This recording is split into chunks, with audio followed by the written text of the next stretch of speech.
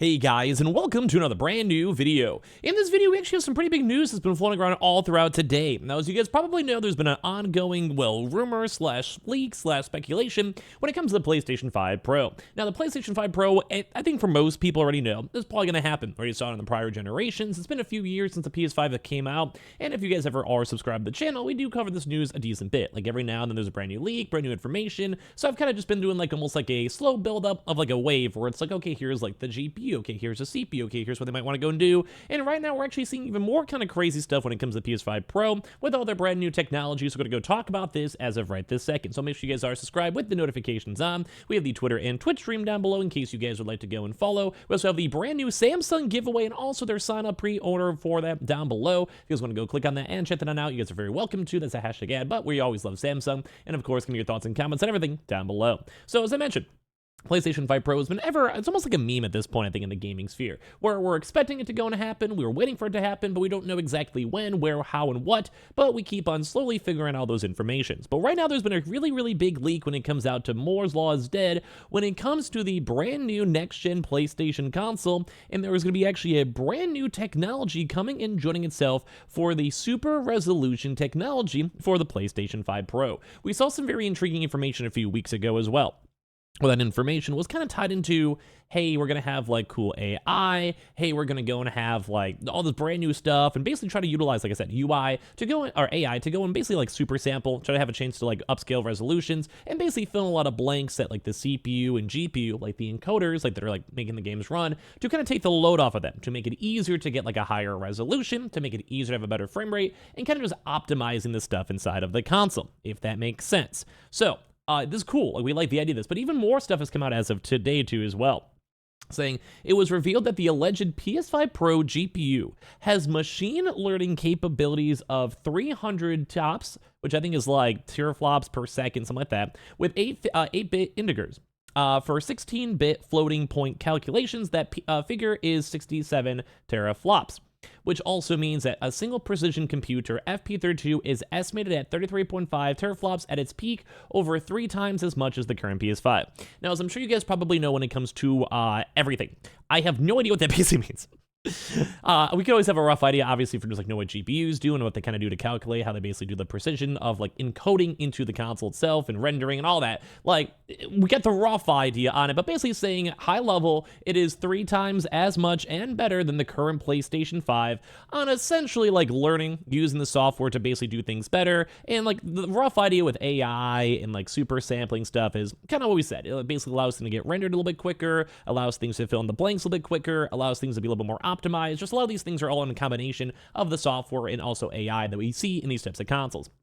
It's basically like usual. I don't know how to explain it better. I'm just dumb, but like you guys got to get the rough idea. So such GPU compute power suggests that the GPU clock should be expected at 2.118 gigahertz, or an FP32, or 2.45 gigahertz 8-bit, and this is based on the previous claim that the PS5 Pro GPU has 60 out of 64 available compute units in the custom APU enabled. Now, we have covered that news before, basically saying that it's just going to be have a slightly nicer GPU, can run a little bit faster and a little bit hotter, but it's nice because it's a better GPU. So that means it will be, so basically let's go and say you have an old like 2000 car versus an old 2010 car. The 2010 car, because of better engines and efficiencies or whatever it might be, can maybe actually go run quicker and more efficiently. So maybe instead of having a 10 mile per gallon tank, it have a 15 with even better specs in terms of authorization. Just imagine the car itself gets better over time. I think the same thing with the console. So this is nice. Like, it basically makes it a little bit better.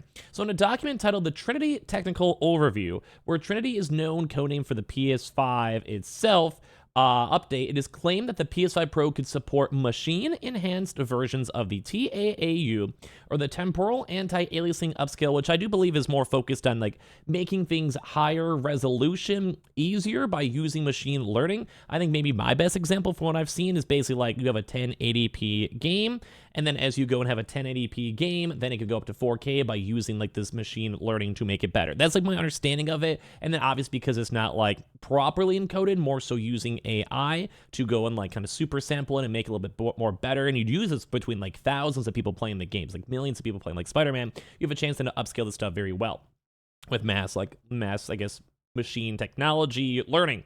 These are a lot of big words, but I hope you guys get the gist of what I'm trying to go and say. So I have a very similar DLSSR FSR support with full HDR support, and this technology would also support dynamic input resolution, and would also support up to 8K output too as well, which I do think 8K is one of the bigger deals when it comes to consoles as a whole, because that's making the next standard of consoles out of 4K going up to 8K. I think it's nice. So the upscaling from a 1080p to 4K resolution would require 2 milliseconds of GPU cycle time, and that it's still a subject of further optimization. Such an upscaling library would require only 250 megabytes of data. So what this is also trying to say is that we can totally go and make things better. We can totally go and optimize things better, even for once it's already at as of right this point. But as well, it's also not utilizing a lot of power. Basically, storage. Like 250 megabytes of memory is not big. Most GPUs, this is more focused on GPU memory, not like computer SSD memory, like storage-based memory, completely different. This is like the rendering, like allocation for a GPU. So right now, let's say for a lot of the NVIDIA cards, like the 3000, 4000 series cards, they'll maybe have like 6 to 8 video RAM. Like there's a difference. Video RAM inside of the GPU.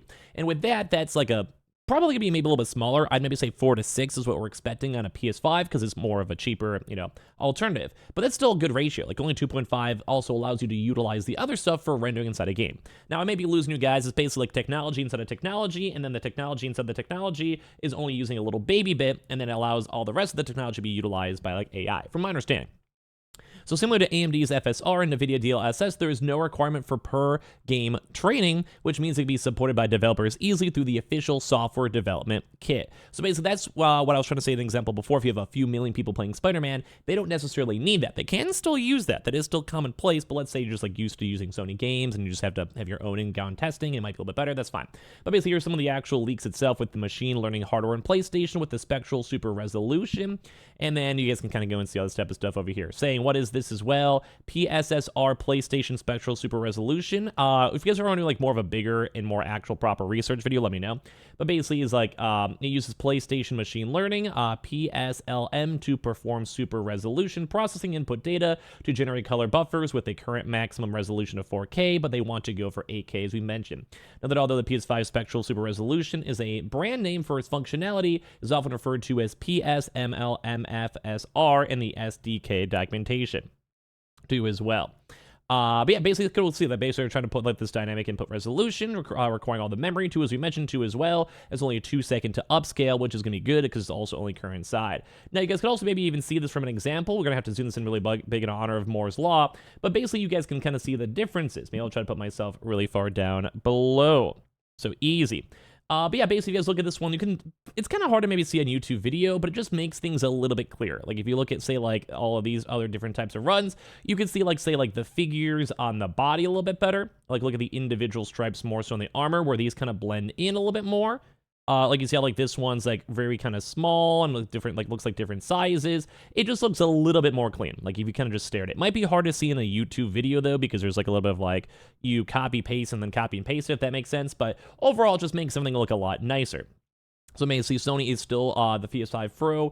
PS5 Pro is still targeting Q4 for the launch, but the company has not confirmed any plans for the new console. So right now, all the rumors are still saying for a PS5 Pro, and the new hardware is reportedly based on Viola APU, combining the AMD Zen 2 CPU and the RDNA3 architectures, representing an upgrade in graphics. So basically, it's just gonna be good. Like all at the high level for this, and I keep on using the term high level, but it's like it's gonna be a better CPU. Better clock speeds, a better GPU, updated GPU.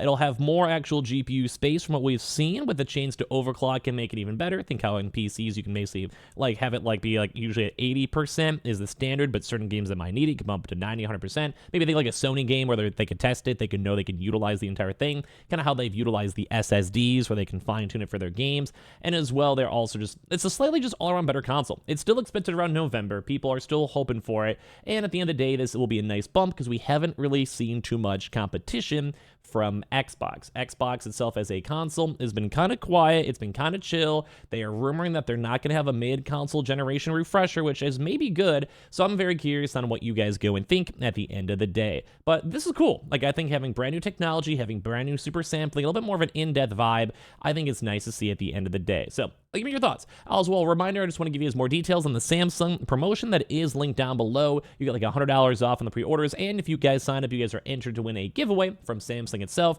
We're working with them for a few days for this promotion, so make sure you guys are subscribed, and also check out the links for that. That's technically hashtag ad. We have the Twitter and Twitch room down below if you guys want to follow. We also have all the Amazon links and all the other various links too as well, if you guys want, and give me your thoughts and comments on everything down below.